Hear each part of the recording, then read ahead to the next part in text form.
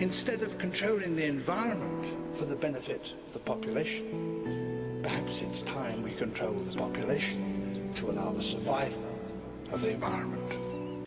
Deconverted Man here, and today I'm going to look at two videos, one for the Cartesian theist and the other from Infinite Hope. Both videos have the same topic covered and almost word for word the same sort of argumentation offered and the same conclusion. I'm going to play them back to back and then discuss what it is they're speaking of, what sort of logic they're attempting to use to unravel the thing that they're speaking about, and why it doesn't work. Now, I want to speak a little, if I may, about Infinite Hope. And forgive me for going on this tangent, but it's just listening to his voice. Such a beautiful voice, such majesty, such awe-inspiring magnetism just radiates from his voice. I mean, anybody listening to him would just fall instantly in love with him, and his awesomeness is only surpassed by his humility and his sheer presence. He makes me want to be a better person. We've all heard this quotation from Carl Sagan. Extraordinary claims require extraordinary evidence. But this claim itself seems quite extraordinary to me. The reason is because it's making a claim about truth. And it's making a claim about every kind of truth which might seem extraordinary. Therefore, the claim itself is quite an extraordinary one.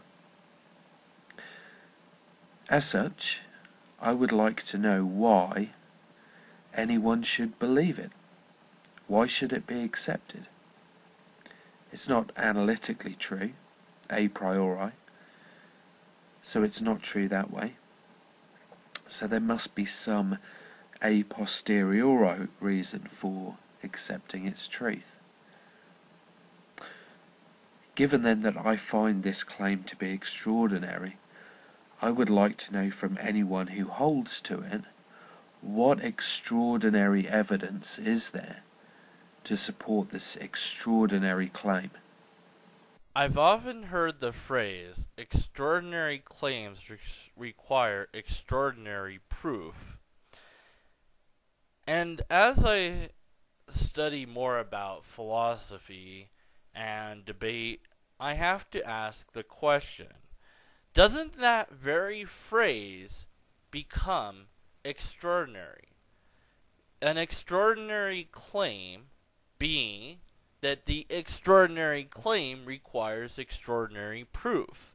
Therefore, the claim itself requires proof that that claim is true.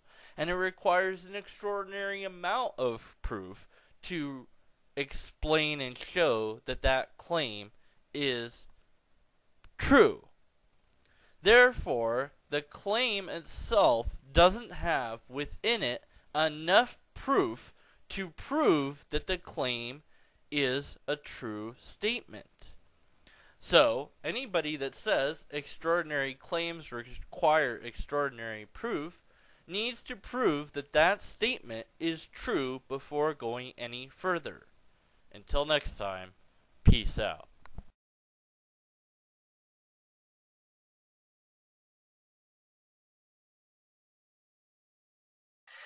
March 1st, 2010 at 2 a.m.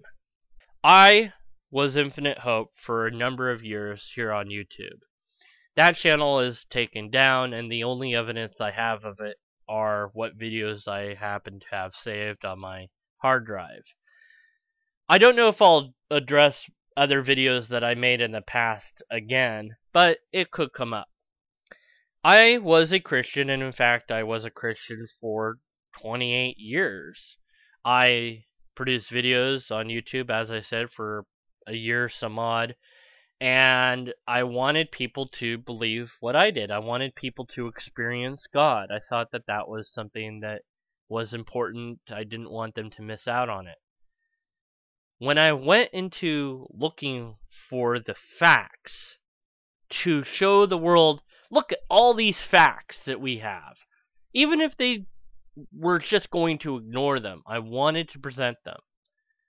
When I found that, in fact, there were no facts, and even worse, that there was facts and arguments and evidence against much, if not all, of what the Bible claims, I couldn't be a Christian anymore.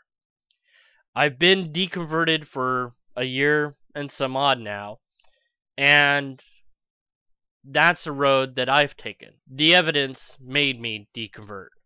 Let me now address the arguments in these videos. Here we have the statement, claims must have evidence. Next, we have the statement, extraordinary claims must have extraordinary evidence. We could ask the question, what evidence do you have for claims? And we could ask the question, what extraordinary evidence do we have for extraordinary claims? Here's the problem. You're saying, what extraordinary evidence do we have for extraordinary claims, and what extraordinary claims do we have for the extraordinary evidence? It goes in a circle. In other words, to ask why I need extraordinary evidence for my extraordinary claim, you have to assume that one needs extraordinary evidence for the extraordinary claim. If you're going to say, well, the whole thing falls apart because you don't have extraordinary evidence for your extraordinary claim, are you in fact saying that you agree? You believe that one should have extraordinary evidence for their extraordinary claim. By attempting to dismantle this idea in this way, you've in fact shown that you agree that the idea is valid. By trying to deconstruct it by its own premises built into the statement itself, you've essentially agreed with the premises in order to dismantle it. It doesn't work as a logical argument. It doesn't show that the idea is circular. It doesn't show that the idea is invalid. What it shows, rather, is that you've used poor logic, attempting to sound like logic, against something that didn't need to be deconstructed at all. Many statements that we make are true because they are true. 1 + 1 = true is true because it is true. There's no argument against it. If you want to equivocate and change ones to variables and do some clever mathematics and algebra, you're doing something else that wasn't the original statement. You're arguing against the statement by saying, sure, I agree that 2 is 2, but why do you need 1 and 1 in order to get 2? It doesn't work. There are many things that we can say in this life that don't make any coherent sense. We could say, the following sentence is false, and the preceding sentence was true. This causes paradox and is nonsensical. We can use words and play with words in ways that make them strange, bizarre, and nonsense. But here's the thing. If we just said ordinary claims require ordinary evidence, would anyone really argue against that? And if somebody did, what is it that they're suggesting we use instead? Ordinary claims require no evidence? Does that mean that extraordinary claims require ordinary evidence? Or does it mean that it requires no evidence at all? This video is an argument against something rather than for something. And whether your argument is for or against something, you still need to have logical premises. Both of these videos don't make the conclusion that they want to make because their logic is flawed. They attempt to use the statement against itself. In so doing, they have to pre-assume that the statement is valid in order to show that it's invalid. This is circular argumentation, and as such is a logical fallacy from both of these YouTubers. So, in the past, I was wrong. And I don't mind admitting that I was wrong, and I don't mind being shown that I'm wrong.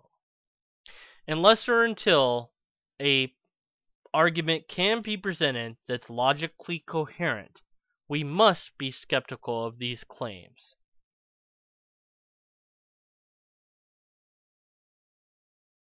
Sort of reasoning to reach those conclusions. I'm going to be analyzing what the